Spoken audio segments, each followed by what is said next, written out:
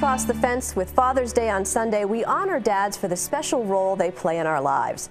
Having a father figure provides benefits to children that we may not even be aware of, from performing better in school and having better health to getting into less trouble with substance abuse and other negative behaviors. Good afternoon and thanks for joining us. I'm Judy Simpson. Father's Day is this weekend and many of us will be spending time with or remembering our fathers. Like being a mom, being a dad is often a tough and challenging job, but you may be surprised to learn that many children do not have a father present in their lives. 1 in 3 children in this country live in a household without a father or father figure. But a series of new programs are helping young fathers who may be facing tough challenges to become successful as a parent and partner, as well as provide training to help dads find stable employment.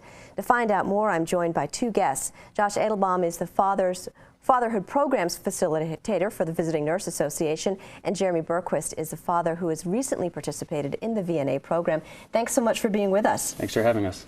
And so, Jeremy, let's start out in the spirit of Father's Day. Maybe you could share some of the joys of fatherhood. Oh, it's a lot of the little stuff. Mm-hmm. The piggy tails, I just mastered those. Waking up every morning, She always gives me a big hug and a smooch every morning when we're getting ready for daycare. Just a lot of the little things. And now tell me a little bit about your daughter. How old is she? She is 3 years old. Mm-hmm. Her name is Tegan, and she is, in my eyes, the coolest little girl I've ever met. Nice. And so what have been some of the challenges that you faced as a father? Oh, there's a lot of things, especially I think considering when I have her alone. It's just me and her. So there's again a lot of little things. There's she sometimes has trouble following rules, and that's every kid does that. So it gets frustrating sometimes. Mm-hmm. But with the groups I've been through, they've helped me learn a lot of new ways of handling. So tell me a little bit about what brought you to this fatherhood program at the VNA. I actually separated from Hillary's mother. Mm-hmm. Came from St. Johnsbury. Did basically some couch surfing with Tegan. I got Reach Up. My Reach Up worker said, "I don't know if you're interested or not, but I think I heard about this really great program, and I think it would be great for you." And I said, "You know what? Let's give it a shot." And so tell me a little bit about how the program has helped you. What kinds of things did you learn? What did you do? I learned new ways of communicating with Tegan's mother, ways of avoiding fights with her, ways of talking through issues that we have. And in reference to Tegan, I've learned a lot of new ways of handling problems. I know Josh said he had a pet peeve that he hates when people say "good job" to their kids. They're not dogs. Or employees. Yeah. So I've been a lot more specific with praise for good things and discipline for bad things. A lot more specific. Mm-hmm. That way she knows what she's doing right and what she's doing wrong. Have you seen a difference in her when you use some of these techniques? Definitely. She responds very well. Very well. Did you think that it would be easy to be a father, or that one day this baby's born and boom, you're a dad and you were going to know all the answers? Ooh, I think every dad thinks they know all the answers, but I definitely knew it was going to be hard, and it definitely is harder than I expected. When it first happens, you're like, oh, okay, well, let's get some clothes and some diapers and we'll be all set. Mm-hmm. And then you have the kid.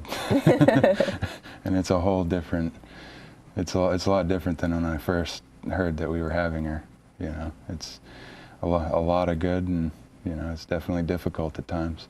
Well, there are a lot of families who are involved in raising children. I mean, some families have a partner. You mentioned that you're a single dad, so that's mm-hmm. hard. Yeah. There are a lot of extended family members sometimes available to help out, but if you don't have that, that's hard. Yeah. So you have to be all those people. Yeah. I do have some family that is near enough to help, so mm-hmm. That does help. And so, Josh, why is the VNA doing this? VNA has supported fathers for quite some time through a program called Fathers and Children Together. and that's an ongoing supportive group that has been part of our parent-child center, the family room. And it's a focus on trying to support and strengthen families. And if we don't acknowledge the critical role that a father plays in his family, then we're missing a large component. The father, the extended family of the father. We want to be able to support families in whatever capacity that they may need, whether that's health services through the VNA or family services, parenting services that we can offer at the family room. Mm-hmm. And so can you tell me, you mentioned 3 programs. Can we go into a little bit of detail about the 3 different programs? Sure. So the VNA has had this Fathers and Children Together group for some time, but we are excited to offer a new grant-funded opportunity where we have a parenting education component that I offer and I facilitate through the VNA. The Howard Center has a relationship skills-based program, and Vermont Adult Learning has a program to support men in their employment services. Mm-hmm. And so maybe you can tell us a little bit about some of the changes that you see in some of the men who come through the programs. Well, I think we're starting to see some guys that might not have otherwise made it through our door voluntarily to our supportive group program.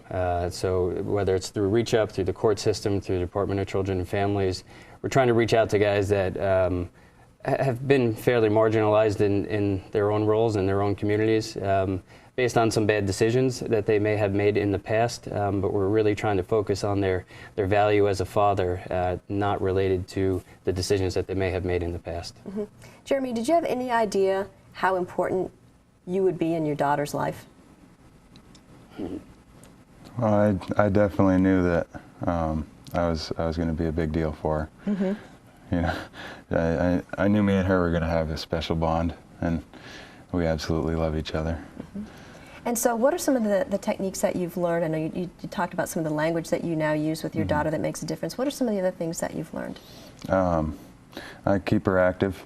You know, we try not to stay inside. That helps a lot. If you keep a kid active, they don't act out as much. Mm-hmm. Different eating habits helps.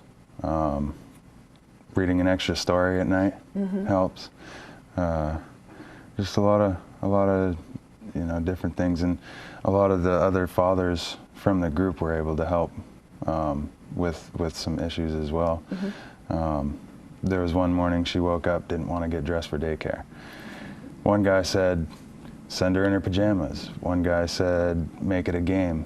You know, so it was really cool to have a few different perspectives and ideas to bring back and try for the next day. Mm-hmm. You know, so just a lot of. And that's the great benefit of this group process is these guys have the opportunity to share with each other.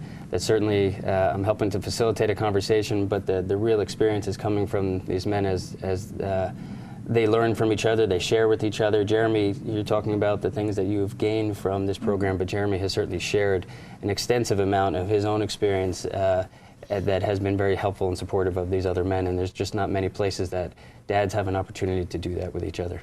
Well, I think that's true in any situation. I know a lot of times moms get together for play groups and mm-hmm. that kind of thing and share that information, mm-hmm. and it seems very organic, but dads don't always have that opportunity. Yeah. And we're trying to change that. You know, the grant certainly helps us, but the VNA has supported this for some time. You know, I'm a father myself. You know, I recognize the role that I play within my own family system and what my father meant to me.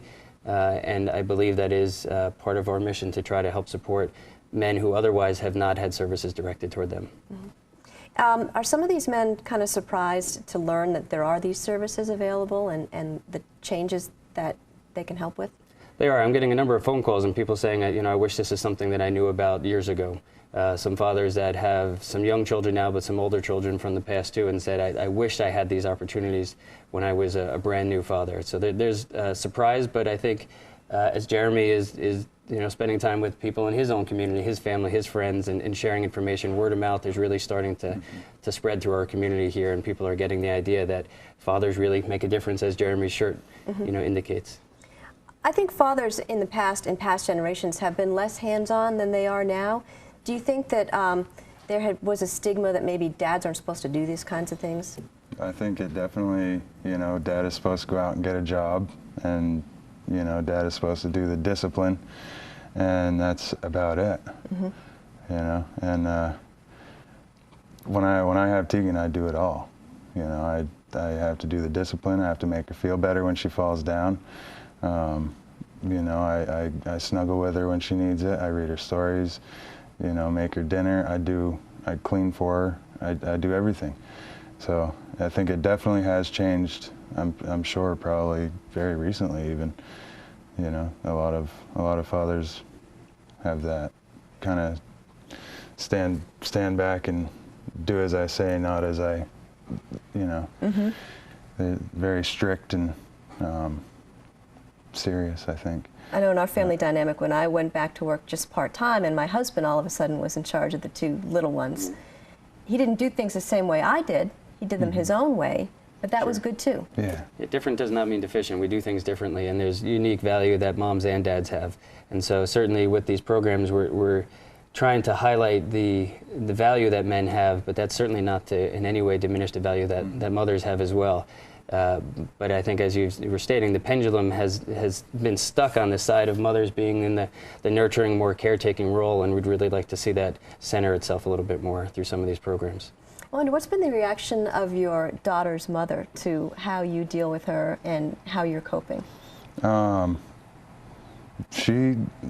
shared not all, but some of the information I've learned, and she seems to take it in and actually use it. You know, I'm not there to see it, but she does seem to use the information that I give her, that I've learned, which I'm really happy about. Our conversations over the phone are either they're short and sweet if we can't do it in a good place, or, you know, sometimes we have good long conversations and really, you know, work through whatever problems we're going through at that point in time. Yeah. And so your daughter's young, she's only 3. Yes. And it seems like, it's been my experience, that as soon as you think you get something down as far as a routine or you get used to something, everything changes, the child goes through a whole nother phase. And so how are you equipped to handle that, and is that something that you can go back to the VNA and get more help with that as well? Oh, definitely. They have all kinds of programs out there to help us, you know. I could probably fill a week over there. Yeah. We'd love to have you. Yeah, and I mean, it's a lot of people in one place, so if you're having a problem, that's a lot of people to ask. And that's a lot of different points of view that, you know. Can you talk a little bit about that, Josh? Some of the programs? Yeah. And so part of my hope is that through this grant we bring in some men that might not otherwise come through our doors, but then as Jeremy was speaking to, we have a range of other services, large playgroups, parent education-based programs. We offer cooking programs and offer movement and educational opportunities through those programs as well.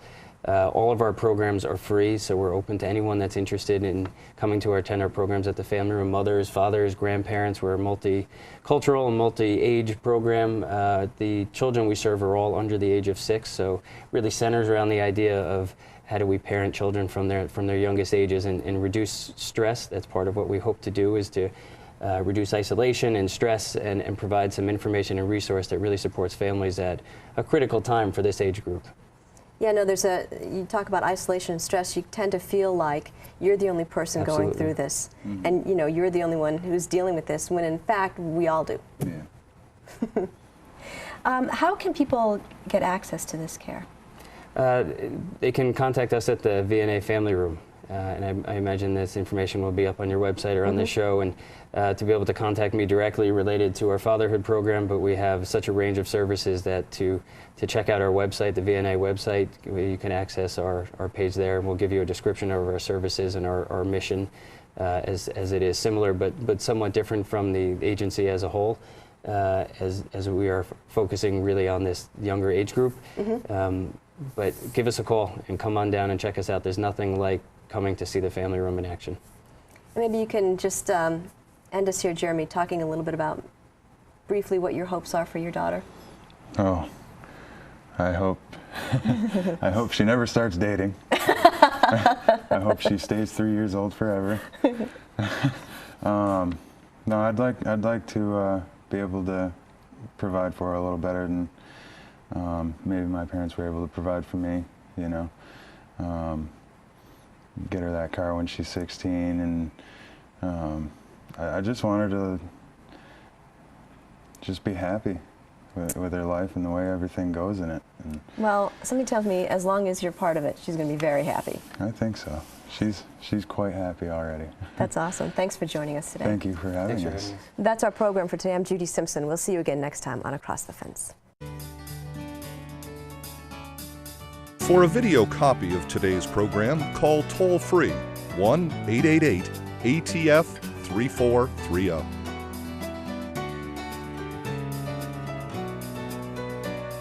Across the Fence is brought to you as a public service by University of Vermont Extension and WCAX-TV.